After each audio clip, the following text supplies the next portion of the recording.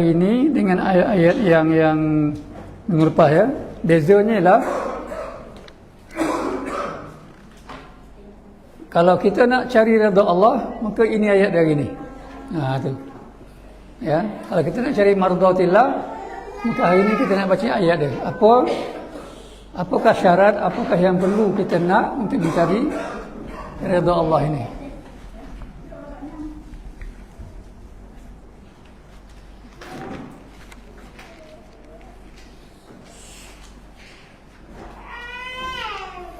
Redha ni dia lebih kurang begini ya. Kalau kita hidup dekat dunia, Allah redha, macam mana Allah redha dengan sahabat? Maknanya Allah akan sentiasa menjaga dia daripada perkara yang memasukkan dia ke dalam azab. Maknanya Allah akan menjaga dia daripada sembarang kesalahan. Kalau dia buat dosa, dia akan bertaubat. Kemudian Allah jauhkan dia daripada dosa. Itu dipanggil taufik. Apa ni taufik?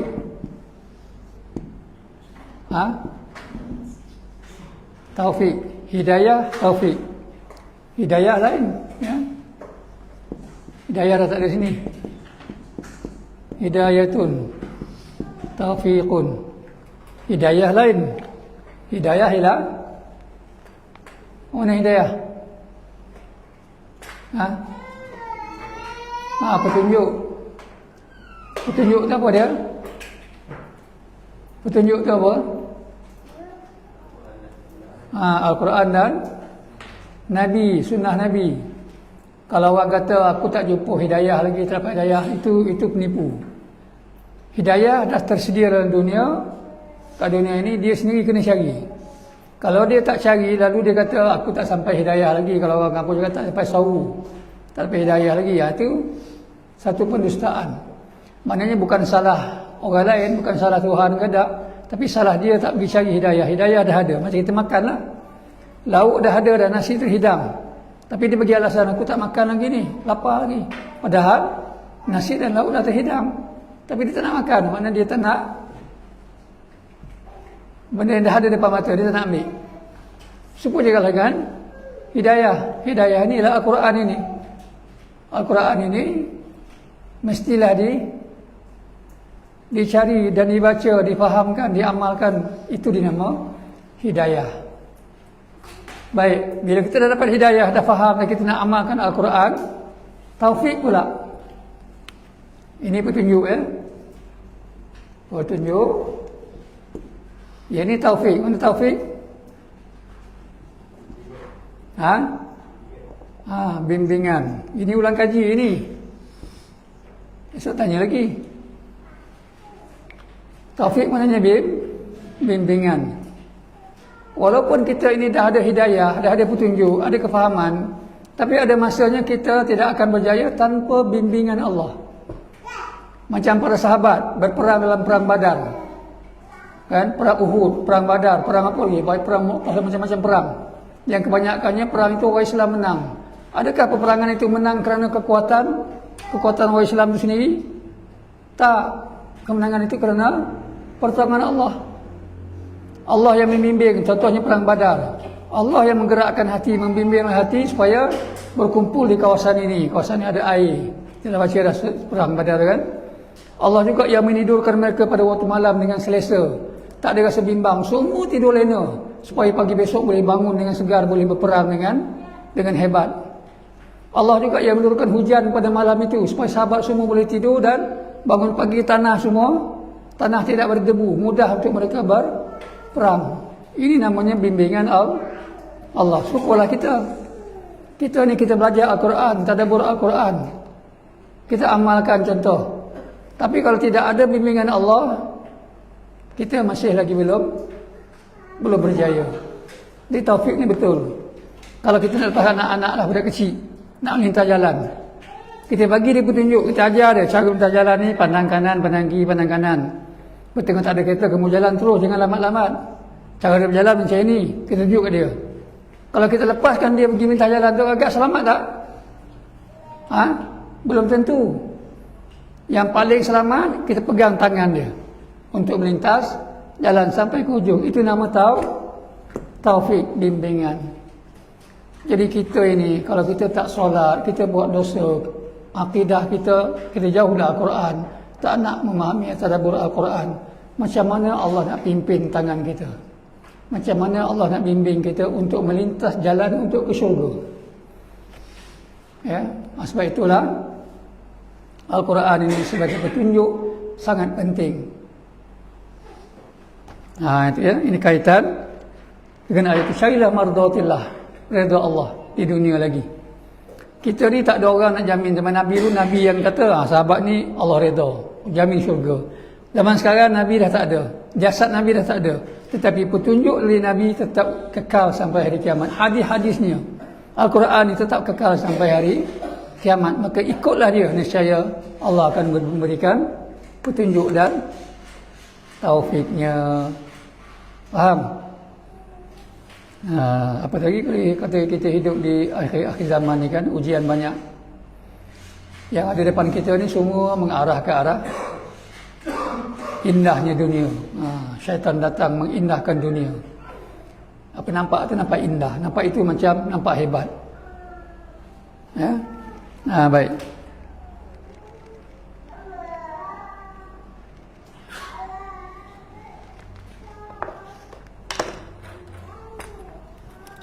Gimana ni sama?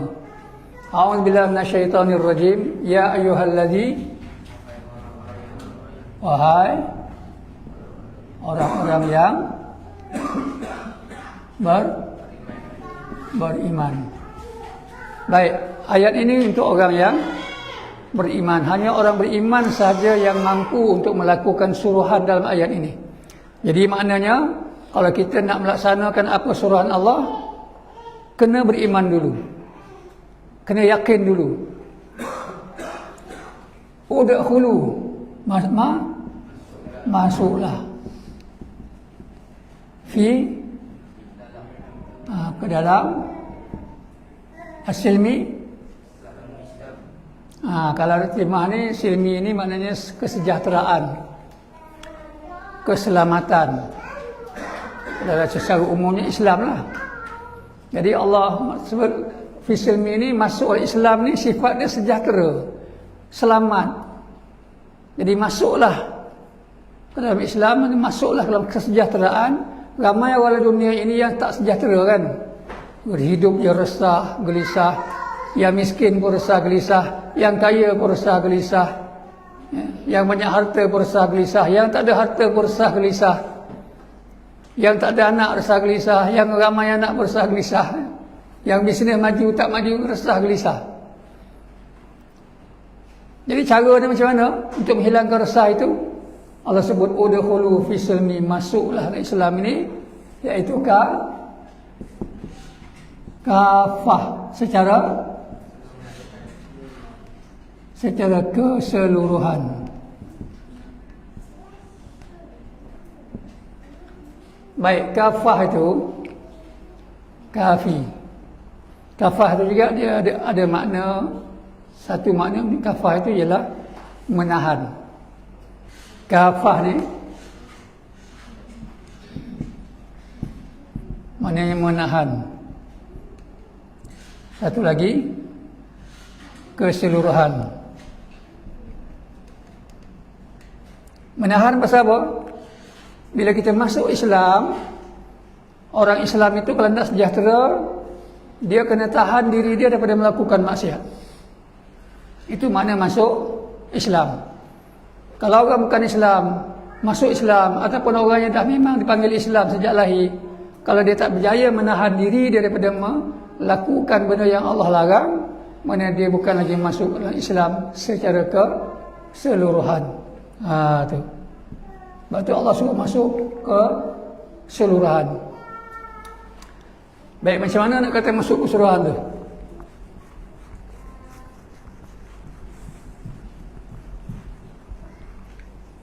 Dia masuk Islam ini, terima apa yang Allah dan Rasulnya perintah semua sekali, tak boleh tinggal satu pun. Baik, Islam ni dia ada 4 kan. Yang pertama apa dia? Aqidah. Yang kedua ibadah. Yang ketiga, tiga apa? Solat pula. Syariat. Yang keempat, takkan tak boleh satu pun. Jadi kelu dah.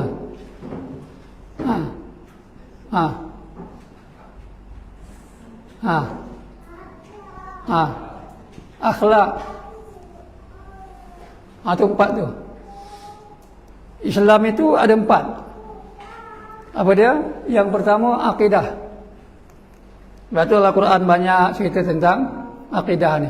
Dan Allah dan Rasulullah ketika di Mekah, dia tak cerita benda lain melainkan cerita tentang akidah. Ajak orang pada Allah. Solat tak ada lagi, belum turun lagi. Hukum solat, puasa semua. Semua Nabi bila dia mengajak berdakwah, semua ke arah La ilaha illallah, La ilaha illallah. Dan kita ni La ilaha illallah, Muhammad Rasulullah. Ada orang yang betul Allah, tapi Muhammad itu apa nak ikut? Dia ikut mana yang dia selera, dia suka je. Yang dia tak selera nak ikut, dia tak nak ikut. Kan? Kita ni pun belum tahu. Kita boleh, Allah suruh solat, kita solat. Allah suruh puasa, kita puasa. Allah suruh apa lagi? Pergi haji, kita pergi haji. Beria, kita pergi. Tapi bila Allah suruh infak fi sabilillah, kita mula tak hidup masin. Bila Allah suruh berjihad fi sabilillah nanti, mungkin kita tak mampu. Maknanya kita gagal keseluruhannya.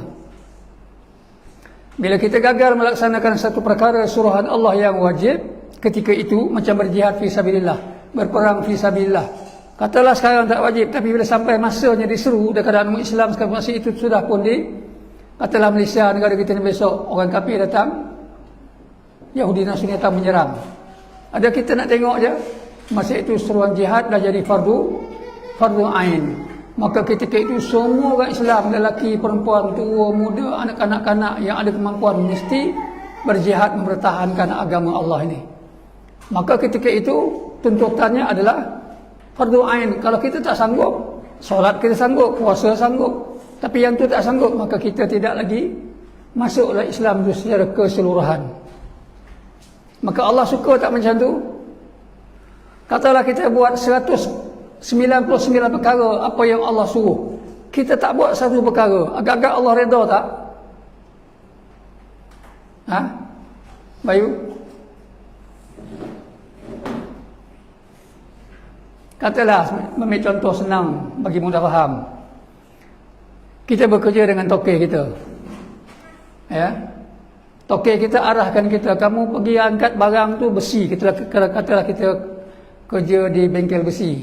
Tokek tu arah, kamu angkat besi ni ada 100 batang ni. 100 batang masuk dalam truk. Tokek arahkan masukkan besi Y16 ni dalam truk ni 100 batang semua sekali. Kita pun nak masukkan, bekerja tu masukkan, tinggal sebatang dia tak masukkan. Agak-agak tokek tu marah tak? Kalau dah 10 kali nanti dia buat macam tu, orang ni akan kena pecat, padahal sebatang dia tak masukkan. So boleh dengan Islam, kalau kita buat 99, satu tak buat, agak-agak Allah redha tak? Allah tak redha. Akhirnya kita tak tergolong dari kalangan orang yang masuk Islam kafah ni. Orang banyak sebut ni masuklah Islam semua sekali. Sebab itu ramai orang boleh beribadah, tapi nak jaga silaturrahim contohnya tak mampu. Nak jaga sunnah Nabi, semua orang ramai yang akui Nabi ni Nabi, kita sayang Nabi, kita selawat. Tapi bila Nabi tunjukkan contoh beribadat macam mana, kita tak ikut. Agak-agak Allah terima tak? Macam kita semangat makan lah. Nabi ajar bila nak makan, baca macam apa Bayu? Bila nak makan baca bismillah. Baca bismillah. Datang kita, bila kita nak makan, kita baca bismillahirrahmanirrahim. Allahumma barik fima razaqtana wa qina azabannar. Agak-agak Allah terima tak doa macam tu? Sebab itu bukan arahan Allah dan Nabi. Arahan Allah dan Nabi ialah baca bismillah saja. Bismillah, makan. Itu Nabi yang ajar secara sahih. Ya Rabbana apa? Allahumma barik lana fi ma razaqtana. Itu siapa yang ajar? Itu bukan Nabi yang ajar. Orang tambah. Siapa yang tambah? Wallahu alam. Konon-konon nampak baik kata dia. Padahal apa yang Nabi ajar itulah yang terbaik. Ni. Bukan senang, bukan senang kita nak balik. Orang akan bagi alasan bermacam-macam, tak nak ikut Nabi, tak nak ikut Allah. Ini yang Allah sebut masuk dalam Islam tu secara keseluruhan, semua sekali.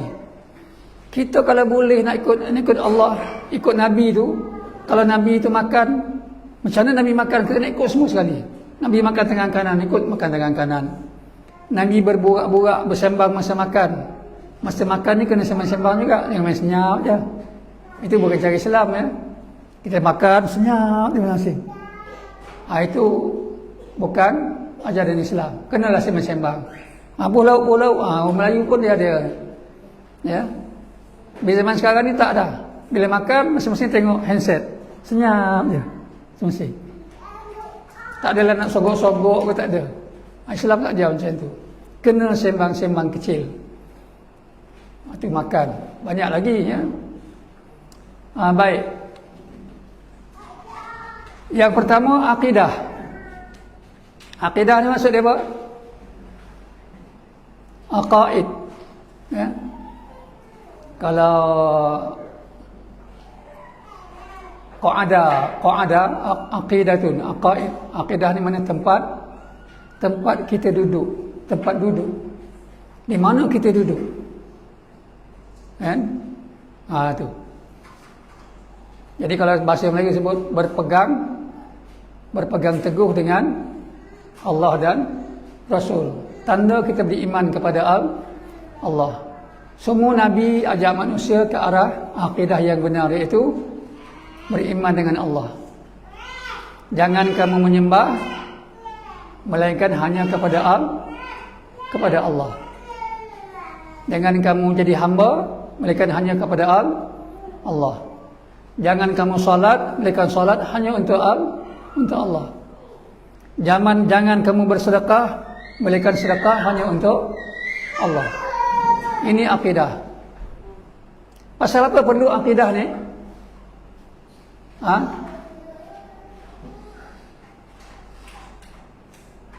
Tutup kipas tu, aircon dah pasang, pasal kipas lagi dia tak ada.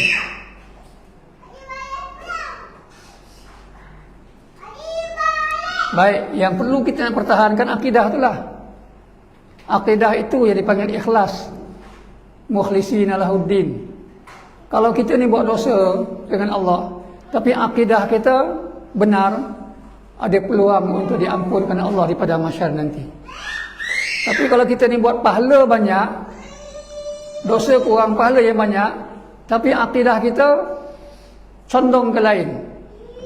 Macam sekarang kita tengok, nanti kalau kita tengok dalam viral kan, ada orang tu pakai serban, pakai jubah. Baguslah pakai jubah atau serban, tak salah lah. Semayam dia banyak, zikir dia panjang, tapi dia pergi minta tolong kat kubur. Ini masalah besar. Ya, dia pergi tolong kat kubur, minta tolong kat kubur wali lah apa semua. Ini merosakkan akidah. Banyak ya. Kalau di Indonesia lagi teruk. Kalau di Indonesia sampai buat rumah, sampai sujud dekat kubur. Kalau kita tanya dia ataupun kita larang, dia kata apa? Kami bukan sembah kubur, kami hanya minta wali ini sampai kepada Allah. Sedangkan Allah sebut ud'uni astajib lakum. Kamu doa direct terus padaku, aku makbulkan. Jangan ada orang tengah. Tapi kita ambil orang tengah, kadang-kadang untuk wali lah, apalah, orang alim. Orang alim ke, tok wali ke, siapa pun, Nabi sendiri pun, kubur Nabi tu pun adalah haram hukumnya. Kalau kita minta tolong, pergi dekat kubur Nabi, minta pada Nabi minta tolong, itu tak boleh. Sebab tu di Mekah, di pagar kubur Nabi itu tak dibenarkan masuk. Kalaulah tak dipagar, tak kena gaya, tanah-tanah kubur tu pun habis, kena buat balik. Konon-konon di tanah tu ada berkat, ada benda ajaib dan sebagainya. Na'udzubillah. Jadi Islam mengajar kita, akidah kita hanya kepada Allah. Nak tahu kebenarannya, macam mana kita nak dekat kepada Allah, ikut je Al-Quran. Siapa yang ikut Al-Quran dan sunnah Nabi, Nabi jamin dia tidak akan sesat selama-lamanya. Walaupun masyarakat ramai tak nak pada Al-Quran dan sunnah Nabi, kita hanya ada seorang, dua, ataupun seorang di tengah kontak, ikutlah Al-Quran dan Nabi. Nescaya Nabi sebut addu bin nawajis, gigitlah dengan gigi geraham kamu. Sebab di akhir zaman nanti hanya sedikit yang ikut Al-Quran, hanya sedikit yang ikut Nabi. Ini kita berada di akhir zaman. Tak ramai orang yang nak mendalami Al-Quran. Baca ramailah. Inilah fenomena ataupun ujian yang akan kita hadapi. Saya selalu sebut, jangan sekali-kali ikut suasana ataupun ikut orang ramai.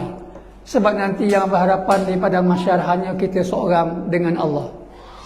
Yang masuk kubur nanti kita tidak ada masuk kubur, ada kawan-kawan, tak ada. Kita hanya seorang diri dalam kubur. Dan berhadapan kita seorang dengan malaikat, dengan Allah. Jadi takkan ada siapa yang boleh tolong melainkan hanya Allah. Itu akidah. Banyak lagi lah kalau nak cerita tentang akidah ni, panjang ya. Sebab semua ayat Al-Quran dan Nabi asas dia ialah mengajar akidah. Kita semayang, kita dah berdiri itu Allah. Awal-awal lagi disebut dah Allahu Akbar, Allah Maha Besar. Maknanya hanya Allah yang Maha Besar, tak ada yang lain. Itu. Berapa kali itu Allahu Akbar, Allahu Akbar, Allahu Akbar. Doa pula minta Allah pada Allah. Ihdinas siratal mustaqim. Kan? Semua itu untuk jalan yang lurus kepada Allah. Yang kedua, ibadah. Ibadah yang sebut tadi mesti ikut apa yang telah disyariatkan oleh Allah melalui Rasulnya. Kita nak semayang, kena tengok Nabi semayang. Subhanallah ya.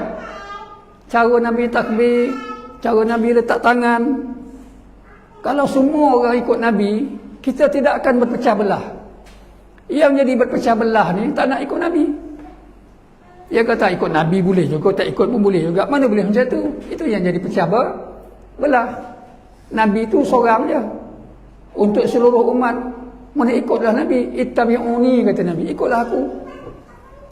Kalau Nabi takbir macam ni, kita takbir macam ni. Jangan banyak-banyak macam ni lah Allah. Kalau kita tengok masjid tu macam-macam cara takbir. Kenapa tak ikut Nabi? Kenapa tak belajar? Ada yang macam ni Allah. Ada yang Allah. Macam-macam pattern. Padahal yang Nabi ada cukup sempurna. Allahu Akbar. Letak di dada, ada letak sini. Ada tak macam ni? Kalau yang uzur syar'i tak tahulah. Mungkin ada yang uzur. Orang tua kan, dia tak boleh nak ni. Tak macam ni. Ada tak macam ni pun ada.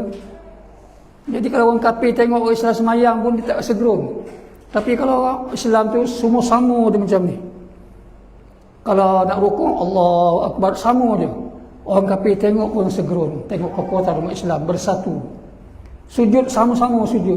Bangun sama, tak ada tunggal langgang. Ada yang bangun lagi, ada yang tinggal duduk. Tak ada macam tu. Soh pula jarang-jarang. Orang kafir tengok orang Islam tak satu. Tapi kalau Islam itu lurus rapat, semayang ikut Rasulullah, maka di situlah kekuatan orang Islam. Orang kafir tengok pun dah gerun dah. Cara sujud, cara rukuk, bacaan apa nak baca, ya, usolli nak baca ke tidak. Ya. Sebab Nabi pun tak pernah hajar, sahabat pun tak pernah semayang sebut usolli. Nabi tak pernah sebut usolli, pada sahabat tak pernah sebut usolli selama dia semayang. Tiba-tiba orang sebut usolli. Alasan dia, boleh juga, bukannya benda tu. Persoalannya, kalau kita benar-benar sayangkan Nabi, ikut dia cara Nabi itu. Itulah yang paling benar. Pasal apa? Pasal Nabi dan para sahabat ahli syurga. Ahli syurga. Ahli syurga, dia semayang tak pakai usolli. Kita nak ikut ke tidak ahli syurga ni? Kita nak masuk syurga?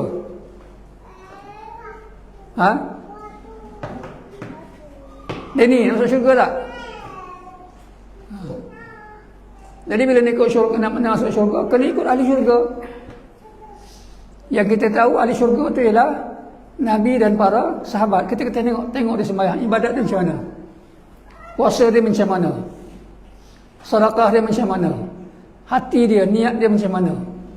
Itu ibadah. Yang ketiga, syariat. Apa ni syariat? Bayu, apa ni syariat? Nazim. Kamu ni tak tahu syariat, syarak. Akmal. Syariat. Muaz. Sebab tu saya suka bertanya. Kalau tak tanya, besok 10 tahun belajar macam ni, tak tanya, tak hati. Kadang-kadang pun dekat dengar pun dia menung je. Pergi ke bahau lah dia, ke ekonsif lah fikiran. Yang ini fikir konsif, otak yang belah kanan pula fikir pergi bahau. Ya, tanya pun tadabbur Al-Quran ni sifat dia macam tu, kena banyak interaksi, tanya menanya. Supaya bila tanya dia mudah dapat, daripada tak tanya aja macam pensyarah itu tinggalkan. Bila habis belajar saya tanya satu pun tak kerti. Macam syariat ni, kita ada sekolah pendidikan Islam, baca Quran, tiba-tiba syariat tak tahu apa dia. Pelik tak? Dah bertahun, pasal apa? Pasal tak tanya. Yang guru mengajar macam saya pun ingat kamu dapat. Sebenarnya bersemua mudah. Syariat. Syara'a lakum minad dini ma wassa bihi Nuha. Telah aku syariatkan kepada kamu. Ada maksudnya. Tapi bila ditanya tak tahu. Nabi Islam mensyariatkan solat 5 waktu kepada umatnya. Apa ni syariat?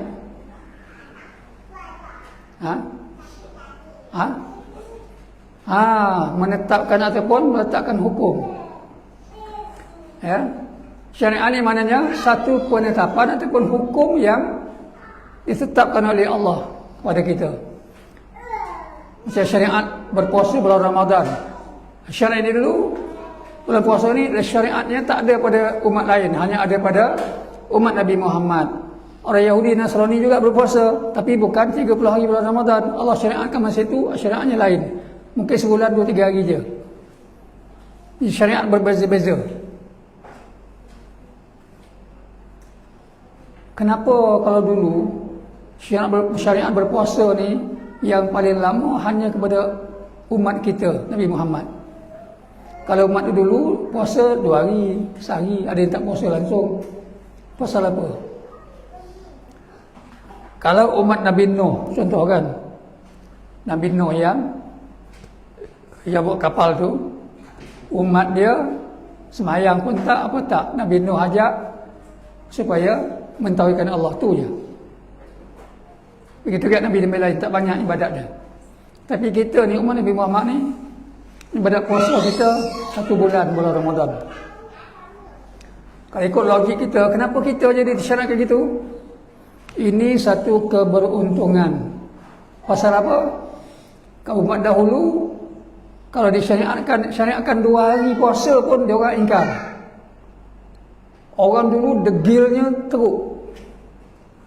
Kaum Ad, kaum Samud, mereka ni degil. Tapi kita ni, Allah tahu kita ni umat yang taklah degil. Suruh puasa sebulan kita puasa. Cumanya yang payahnya sikit apa dia? Kita puasa tak nak rujuk kepada Allah dan Rasul. Kita puasa ikut dan kita je. Itu je masalahnya. Tapi di segi lebih lemah lembut, lebih taat, umat Nabi Muhammad lebih lemah lembut dan paling ramai di syurga. Pasal umat Nabi Muhammad paling ramai. Tapi kena ingat, kita tadabbur Jumaat ni kan, sampai neraka pun berkata, ada lagi ke nak tambah? Pasal malaikat tanya pada neraka, dah penuh ke? Neraka jawab apa? Ada lagi ke nak tambah? Menunjukkan neraka itu penuh dengan manusia. Syurga itu seluas langit dan bumi, tapi penghuninya tak seramai api neraka. Api neraka itu padat. Boleh lagi kita api neraka. Kalau ada lagi yang masuk, boleh lagi sumbat-sumbat. Pasal api neraka itu walaupun padat, boleh lagi sumbat. Macam seluar getah. Bunyi getah. Bunyi getah tu dah penuh pun boleh lagi sumbat. Pasal dia akan kembang. Neraka macam itulah. Allah nak bagi tahu api neraka itu sangat sempit. Tak ada keselesaan sedikit pun. Tak ada ruang tamu, tak ada tempat nak menyandar, tak ada. Seksa, azab sepanjang masa. Tapi syurga Allah sangat luas. Seluas langit dan bumi. Bahkan dia semakin luas, semakin luas. Setiap hari ada je benda, ada lagi tempat yang kita tak pergi melawat di syurga itu. Kita akan melawat melancung je, berseronok sahaja. Jadi kalau kita benar-benar ikhlas nakkan syurga Allah, kena buat 4 perkara ni betul-betul. Kena masuk Islam ni kafah. Syariat, hukum.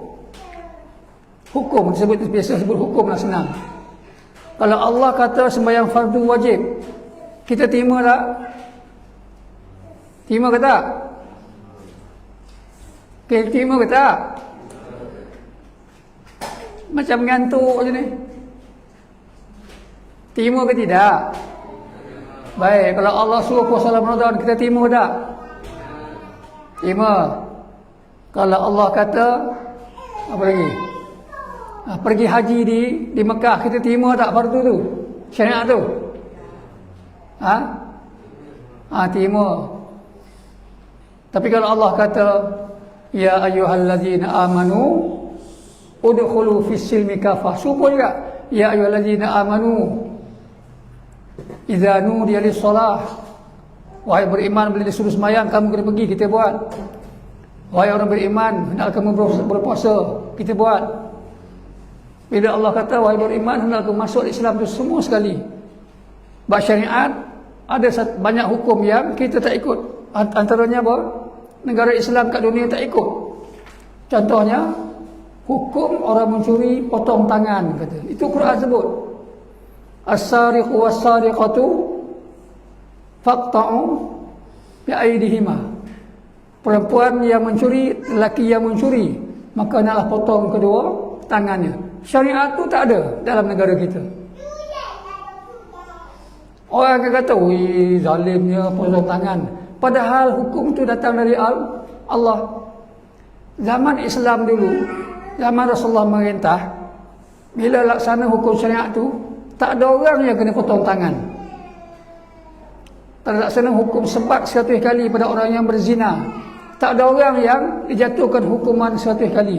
Melainkan dia datang dari Nabi, wahai Rasulullah, hukumlah aku. Nampak? Aman tak negara kalau macam tu? Kalau laksana hukuman syariat ni secara keseluruhan, aman. Hukum bunuh juga macam tu, maka tak adalah orang yang akan membunuh.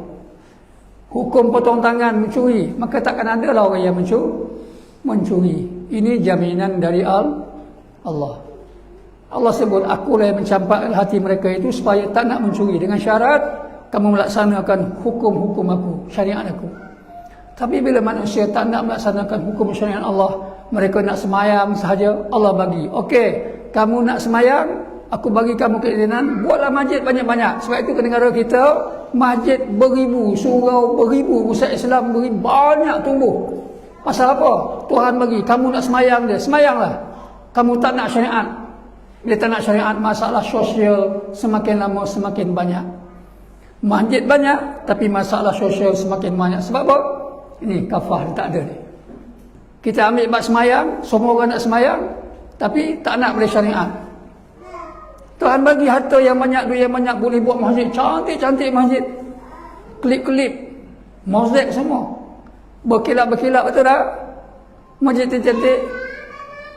Orang nak semayang, tapi syariat tak nak, maka Allah bagi hukuman, masalah sosial tak selesai. Sekarang ini kita dengar berita sangat menakutkan. pelajar-pelajar IPTA, IPTS, pelajar-pelajar yang sekolah tinggi-tinggi telah terjebak dengan penyakit HIV. Tahu HIV tak? Pasal mereka ni ada hubungan bebas lelaki dan perempuan, ataupun lelaki dengan lelaki, ataupun perempuan dengan perempuan. Bilangan tu makin lama makin bertambah. Pelajar-pelajar yang remaja-remaja, ini laporan daripada pihak sekolah sendiri, pihak kerajaan sendiri. Kadang-kadang dia baru masuk diploma tingkatan 6 dah kena dah penyakit tu. Maknanya dia melakukan perkara songsang itu sejak dia sekolah kebangsaan lagi. Na'udzubillah. Padahal masjid banyak, betul tak? Tapi masalah tu tak selesai. Ini menakutkan. Pasal apa? Pasal kafah ni tak ada, tak ikut Islam secara keseluruhan. Macam akikah lah. Ni besok ada akikah kan. Ramai orang buat akikah untuk anak-anak kan, tapi semua kebanyakannya tak ikut Nabi. Nabi kata bila lahir anak kecil, maka akikahkan dia hari yang ke-7. Syukurlah rambutnya pada hari yang ke-7. Tahnikkan dia masa dia lahir tu, sebelum dia makan benda lain, tahnikkan. Maka kita orang Melayu pula tak sempatlah buat akikah ni. Saudara mara tak dapat balik pasal kena hari sekolah tak cuti. Kita buatlah hari cuti, semua boleh balik. Kita nak apa sebenarnya tu? Kita nak buat kenduri itu supaya adik-adik boleh balik, ataupun kita nak sana apa yang Allah suruh. Tuhan suruh cukup 7 hari, tak kira kena hari apa, buatlah hari tu. Mesti ada keberkatan, mesti ada kebaikan yang kita tak tahu. Sembelihlah kambing, ya, bagi makan hari ke-7, maka buat akikah, syukur rambutnya. Pasal apa? Nak ikut Nabi. Itu dia punya asas. Jangan pula kena hari Khamis, hari sekolah. Hari ke-7 kena hari Khamis, hari sekolah. Tak boleh lah. Seorang ni tak boleh balik, abang itu tak boleh balik. Kita bukan nak buat kenduri untuk saudara mara, kita buat kenduri kerana arahan Allah. Maka kita kena buat pada hari itu. Ya, tak kira lah dengan seekor kambing tu. Okey lah. Jadi semangat kita untuk ikut arahan Allah dan Rasul itu mesti ada. Tak boleh ikut sedap kita sendiri. Kan? Itu juga yang lain. Ada orang kata, tahnik ni kena carilah orang alim supaya anak kita ni ikut orang yang alim. Tak ada nas mengata gitu. Kalau itu benar, maka tentulah ramai orang Malaysia ni baik-baik belaka. Sebab kebanyakan yang mentahnik itu orang alim-alim. Jadi itikad tu pun tak betul. Mana boleh perangai seorang yang baik bila dia tahnik, dia menjala pada bayi bila besar. Boleh macam tu? Sedangkan Islam mengajar kita, didiklah anak kamu. Maknanya pendidikan itulah yang boleh merubah kehidupan kita. Didiklah anak kamu bila umur 7 tahun, tak semayang 10 tahun boleh rotan. Kemudian suasana bi'ah, kena wujudkan bi'ah, kena lafazkan salam, kena ajar Quran, kena ajar. Kan Allah suruh macam itu, maknanya membesarnya seorang manusia itu dia akan dengan akhlak yang baik kerana pendidikan, bukan pasal orang yang tahnik tu. Ya, tengok yang tahnik tu ustaz, budak dia besar jadi ustaz, belum tentu. Tak kena gaya jadi penyangat dah. Ya. Ini maknanya akidah. Boleh? Jadi tak payah ni tahnik sendiri. Tapi kalau orang nak suruh kita tahnik jugalah. Dan saya kan, orang suruh saya tahnik, kita tahnik jugalah. Bukanlah mana, tak boleh, aku tak boleh gitu. Terasa hati pula orang kan tak. Kadang-kadang ada je orang datang bawa anak tahnik kat sini, padahal dia dah lebih beberapa hari dah. Dan sebenarnya tahnik sebelum dia lahir itu, sebelum dia minum susu lain. Tu pun dah kena ready lah. Tu dia. Yang penting kita ikut apa yang Allah dan Rasul ajar. Itu je. Itu asas. Ini syariat. Panjang lagi lah kena cerita. Yang keempat, akhlak. Siapakah dalam dunia ini akhlak yang paling baik? Ilham. Nabi Muhammad. Tak adalah orang lain yang paling baik daripada Nabi. Hanya Nabi Rasulullah SAW. Jadi akhlak siapa yang kita nak ikut? Akhlak siapa? Nabi. Baik, Nabi itu akhlak dia apa?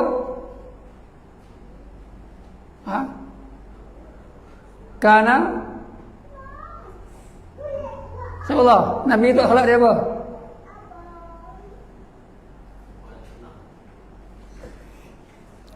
Kalau Al-Quran disebutkan, Al-Quran ada hadis. Kana buah kana khuluquhul Quran. Mana dia tu? Ini Siti Aisyah sebut, tu silap. Dia orang tanya, "Oh ya Aisyah, macam mana Nabi ini akhlak dia?" Maka Aisyah jawab, "Kana khuluquhul Quran." Adalah Nabi itu akhlaknya Al-Quran. Akhlak Nabi ialah Al-Quran. Maknanya apa di situ? Tadaburnya, sesiapa yang tidak mempelajari Al-Quran, tak faham Al-Quran, tak tadabbur Al-Quran, dia takkan boleh berakhlak dengan akhlak Nabi. Sebab dia tak faham Al-Quran. Itu dia punya mesej. Maknanya kalau kita nak akhlak yang paling baik, itu akhlak Nabi, kita kena pelajari Al-Quran. Maka Al-Quran lah menceritakan tentang akhlak Nabi. Siapa yang paling baik masa dia marah? Marah ni akhlak. Macam mana cara Nabi marah? Nabi pun marah. Maka marah cara Nabi adalah akhlak yang terbaik. Nabi marah macam mana? Contoh, ya. Nabi dengan budak-budak macam mana? Banyaklah cerita, ya. Nabi dengan isteri, Nabi dengan ibu bapa, Nabi dengan sahabat-sahabat. Dengan sahabat ini, Nabi, kita biasa kalau pergi jalan rumah kawan-kawan, rumah orang lain, rumah saudara mara, ada sebab, betul tak? Ada sebab kan? Paling tidak pun pasal hari raya. Baguslah hari raya berjalan. Tapi paling tidak mesti ada sebab. Pergi rumah orang tu ada sebab. Tapi Nabi, para sahabat berjalan rumah sahabat bukan ada sebab, kerana Allah Ta'ala. Apa hal datang ni, masuk saja je melawat. Kau datang ni tengok-tengok sihat ke tidak.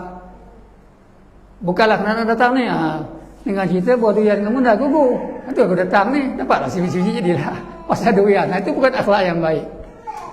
Ya. Ada tak lagi macam itu? Orang datang kerana Allah, bersahabat kerana Allah, berpisah pun kerana Allah. Orang yang mencari akhlak yang baik, bila berjumpa dia mesti bagi salam. Assalamualaikum. Masuk rumah kena bagi salam, supaya syaitan tak ada dalam rumah kita. Ini cerita syaitan ni kan ni, panjang lebar ni cerita syaitan ni. Tak sampai ni kan, tak habis. Pagi ni lebar ni, malam ni. Ya. Syaitan, khutuwati syaitan ni. Ni khutuwati syaitan. Kebanyakan kita ini pasal apa? Khutuwat mana khutuwat?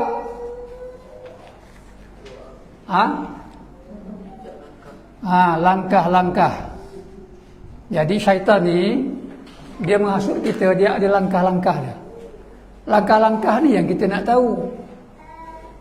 Pasal ada step to step, step by step. Sampailah ke langkah yang terakhir, iaitu kafir. Syaitan tujuan dia adalah untuk mengkafirkan manusia. Itu tujuan dia. Kena ingat, na'udzubillah min zalik. Kalau kita tak tengok Al-Quran, kita akan terperangkap. Kita tak kenal apa langkah-langkah syaitan untuk mengkafirkan kita. Kan ada satu sejarah sirah, orang tu semayang, seorang abid dia semayang, tapi dia kafir, mati kafir. Pasal apa? Khutuwati syaitan. Dia terjebak dengan langkah-langkah syaitan. Subhanallah, ya. Al-Quran mengajarkan kita supaya kita jadi cerdik. Tapi tidak akan didapati oleh seorang itu dengan Al-Quran, mereka dia sabar. Sabar dalam nak memahami Al-Quran. Pasal dia makan masa. Nabi menyampaikan Al-Quran pun 23 tahun, siap dengan praktikal. Dia bukan turun sekaligus, dah sikit-sikit supaya orang boleh faham. Kita sebut syaitan ni. Syaitan ini apa dia? Ilham?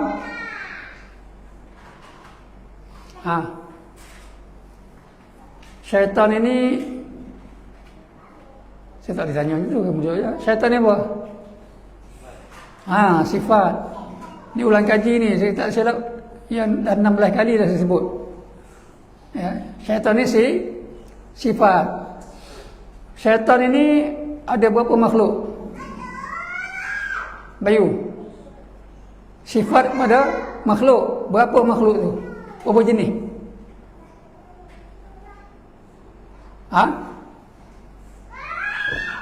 Siapa Allah?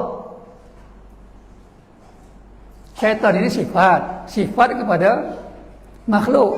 Ada berapa jenis makhluk yang boleh dipanggil syaitan? Anas? Nizam? Ada dua. Makhluk ada dua. Yang pertama, Akmal? Jin. Yang pertama jin. Yang kedua, Nazim? Manusia. Syaitan ini dari kalangan jin dan manusia. Dalil? Sini. Dalil dia. Ya Allah kata syaitan ni ada dua jenis makhluk, iaitu jin dan manusia. Dalilnya apa?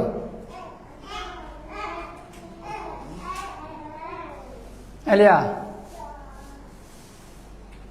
Siapa Allah? Dalil kamu baca hari-hari. Bayu. Dia ni. Ayat Quran dia. Ilham.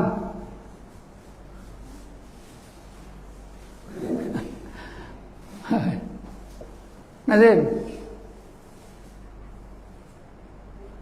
Mas. Minal jinnati wan nas. Qul a'udzu birabbin nas, malikin nas, ilahin nas, min syarril waswasil khannas, allazi yuwaswisu fi sudurin nas, yang meniupkan hasutan-hasutan dalam dada manusia. Siapa dia? Minal jinnati wan nas, iaitu jin dan manusia. Jadi syaitan ini, jin pun boleh panggil syaitan, manusia pun boleh panggil syaitan. Asalkan dia mengajak kepada fahisyah, mengajak kepada keburukan, dia adalah syaitan. Tak kira dia jin atau manusia. Jadi berhati-hati kita berkawan. Kawan kita itu tak kena gaya boleh jadi syaitan. Tapi kita jangan sebut kamu ni syaitan lah. Islam tak ajar macam itu. Tapi kita boleh mengenal. Nanti kita akan sambung ke depan. Cara nak mengenal siapa yang dipanggil syaitan dan siapa yang dipanggil manusia. Cumanya kita jangan tuduh kamu ni syaitan atau tak. Islam tak ajar itu akhlak. Itu akhlak yang buruk. Tuduh orang tu syaitan, tuduh orang tu munafik, tuduh orang tu perompak, penyamun apa semua tanpa bukti. Itu akhlak yang tidak baik. Jadi 4 ya. Akidah, ibadah, syariat, akhlak. Semua ini terkandung dalam sebiji Al-Quran ini. Jadi kita berhenti setakat tu lah. Setakat ini. Ingat ya. Orang ini ya. Kita ambil Islam dengan sempurna. Nak sempurna, kena faham apa surat kiriman yang telah Allah berikan kepada kita, iaitu Al-Quran dan Sunnah Nabi ini.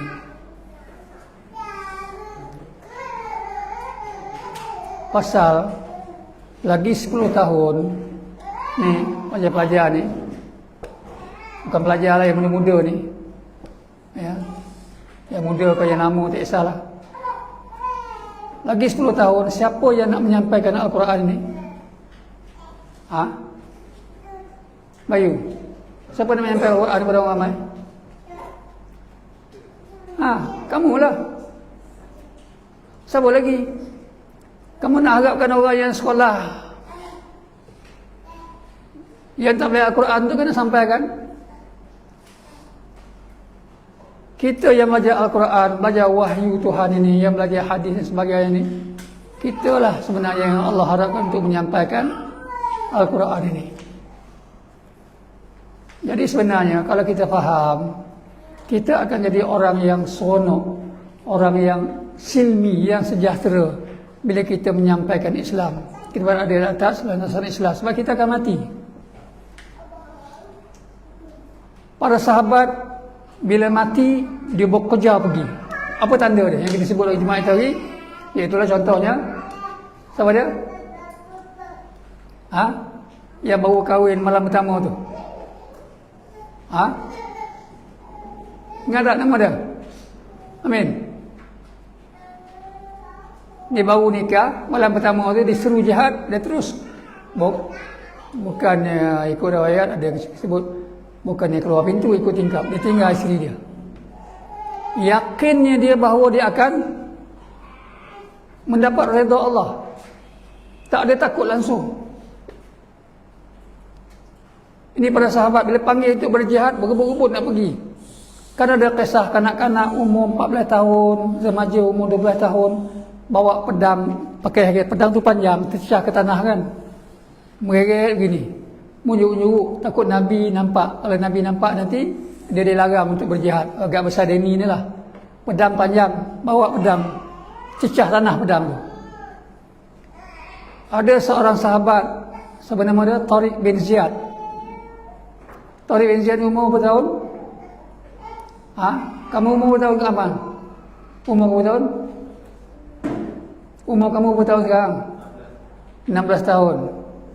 Nizam? 19. 15. Umur Tariq bin Ziyad 17 tahun. 17 tahun dia dah jadi ketua angkatan tentera untuk menawan Spanyol. Bayangkan, umur 17 tahun jadi ketua parlimen perang untuk tawan Spanyol.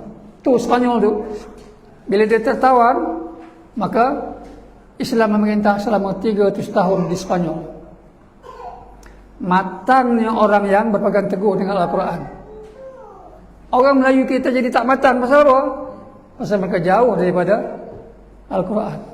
Ramai lagi kisah yang perang Afrika, siapa nama sahabat pun umur 17 tahun, remaja.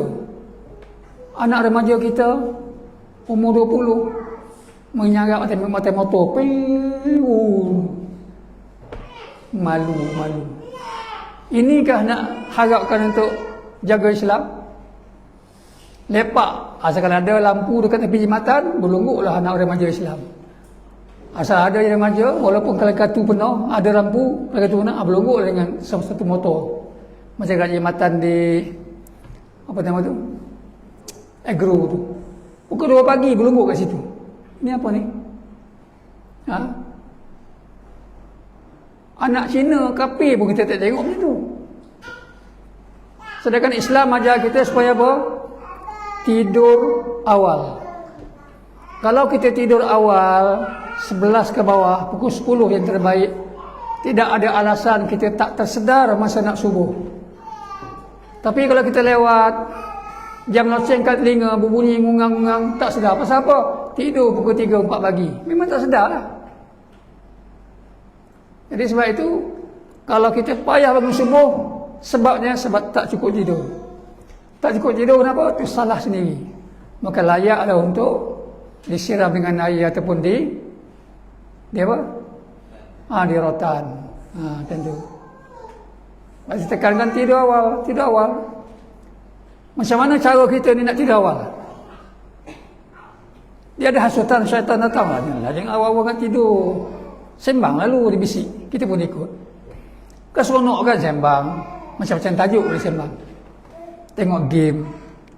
Main game pula. Macam orang tak betul. Bercakap dengan mesin. Sama sekarang banyak orang tak betul. Cakap dengan mesin. Ya. Dia dulu tak sembang face to face. Nabi dengan sahabat boleh gelak-gelak. Sekarang ni sembang dengan gitu. Faham tak? Jadi macam ni cara dia supaya kita boleh tidur awal. Salah satunya ialah kita kena ingat kita hidup setiap hari. Bak dunia kita hidup setiap hari. Besok boleh lagi sembang. Tidurlah. Pukul 10, 11. Tak apalah, besok lagi sembang, besok lagi sembang, besok boleh lagi sembang. Banyak hari nak sembang.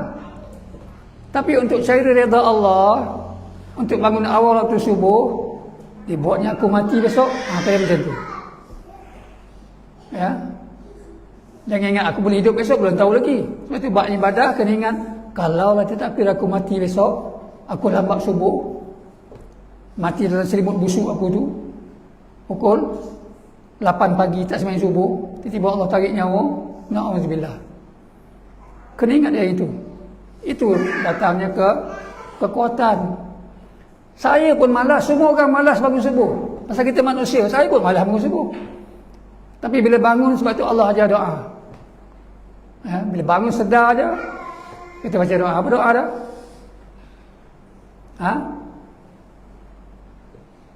Ini tak baca ni, kalau dia baca boleh jawab. Sebab Allah apa baca dah? Bangun tidur, doa dah. Nizam, tersedar tidur. Ambil yang pendek sekali, Alhamdulillah, sendi.